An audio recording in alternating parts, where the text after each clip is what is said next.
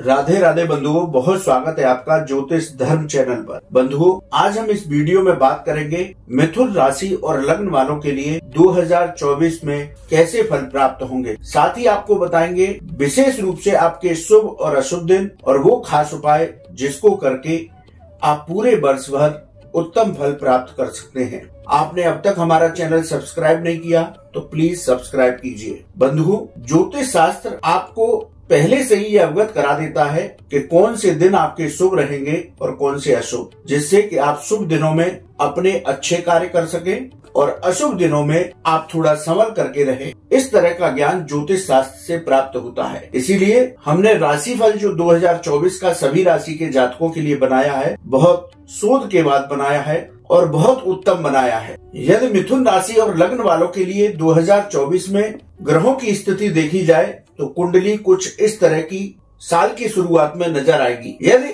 जातक के प्रमुख ग्रहों की बात की जाए, उनके परिवर्तन की बात की जाए, तो देवगुरु बृहस्पति साल में परिवर्तन करेंगे। ये 30 अप्रैल तक आपके लाभ भाव में रहेंगे और 30 अप्रैल के बाद ये अलग अलग राशि के जातकों के लिए 1 से लेकर 5 मई के बीच वृषभ राशि में गोचर करेंगे और मिथुन राशि वालों के लिए ये द्वादश भाव में संचरण करेंगे 1 मई से।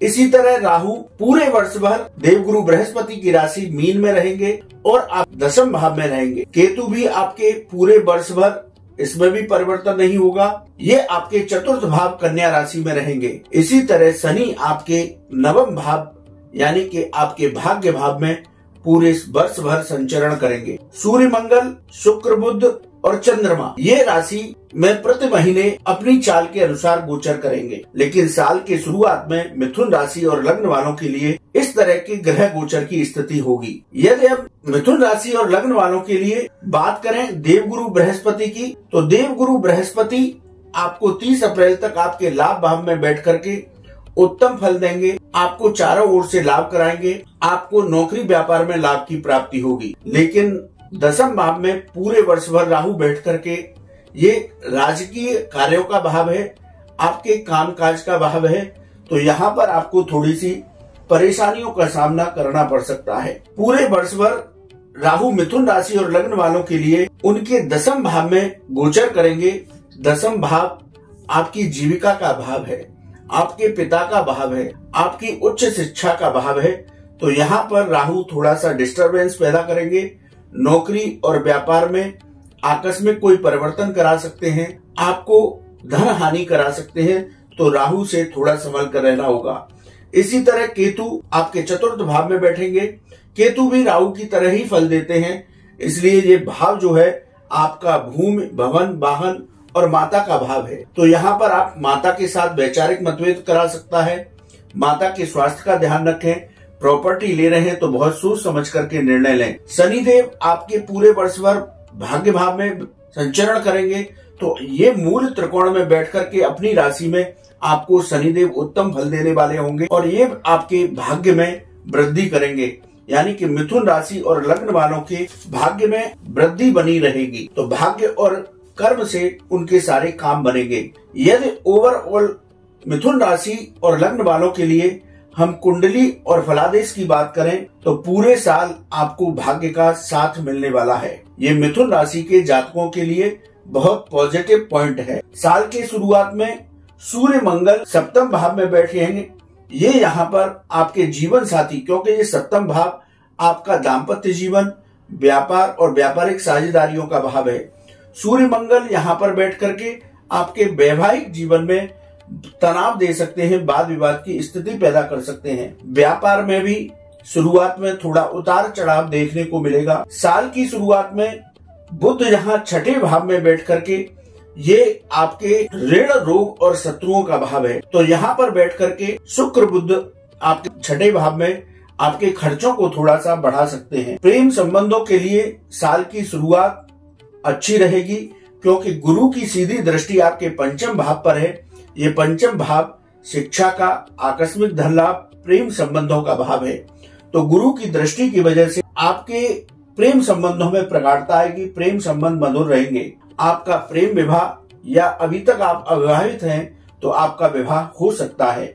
आप कार्य क्षेत्र में चाहे नौकरी हो या व्यापार, उसमें कोई जल्दबाजी न करें, क्योंकि काम काज के स्थान पर, रोजगार के स्थान पर आपके राहु पूरे वर्ष भर विराजमान रहेंगे। नौकरी में आपका स्थान परिवर्तन हो सकता है। मार्च से अक्टूबर के बीच नौकरी में परिवर्तन के विशेष योग बनेंगे जो आपको लाभ प्रदान करेंगे। साल के शुरुआत में विद्यार्थी वर्ग का मन पढ़ाई से हट सकता है, इसलिए हम उनको चेतावनी देते हैं कि वो अपने मन को भटकाए नहीं, आलस्य से बचें। चौथे भाव में केतु आपको परेशानियां दे सकता है। जैसा मैंने पहले बताया, आप कोई प्रॉपर्टी लेना चाह रहे हैं तो कागजों को अच्छी तरह से जांच लें। पैसे के लेन देन में सावधानी बरतें।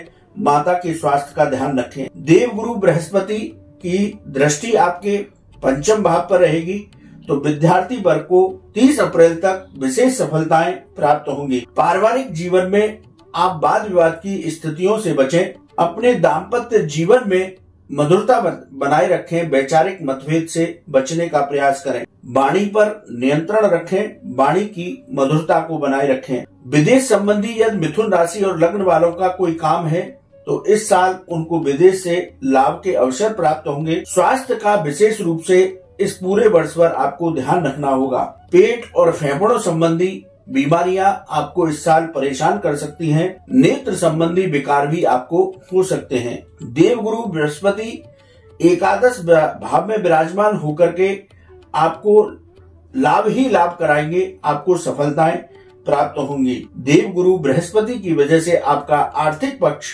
मजबूत होगा। शनि भाग्य के स्वामी होकर के भाग्य भाव में त्रिकोण मूल त्रिकोण राशि में बैठेंगे, स्वयं की राशि में बैठेंगे, तो पूरे वर्ष भर आपको भाग्य का साथ मिलेगा। ये बहुत दुर्लभ होता है कि व्यक्ति को कर्म के साथ उसके भाग्य का साथ मिल जाए तो वो ऊंचाइयों को छूता है। तो यहाँ शनिदेव विराजमान होकर के आपके भाग्य में वृद्धि करेंगे।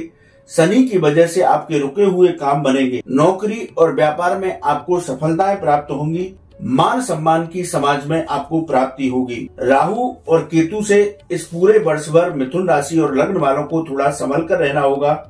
ये आपको स्वास्थ्य संबंधी परेशानी दे सकते हैं। आपके दाम्पत्य जीवन की मधुरता को खत्म कर सकते हैं। तो इस पूरे वर्ष भर मिथुन राशि और लग्न वाले राहु केतु से सावधान रहें। मिथुन राशि और लग्न वालों के लिए यदि विशेष रूप से बात की जाए तो इस पूरे वर्ष में 2 बार उनको भद्र महापुरुष राजयोग की प्राप्ति होगी। ये पंच महापुरुष योगों में से एक है जो विशेष सफलताएं दिलाता है, चाहे नौकरी हो या व्यापार, आपका स्वास्थ्य हो या आपका धन।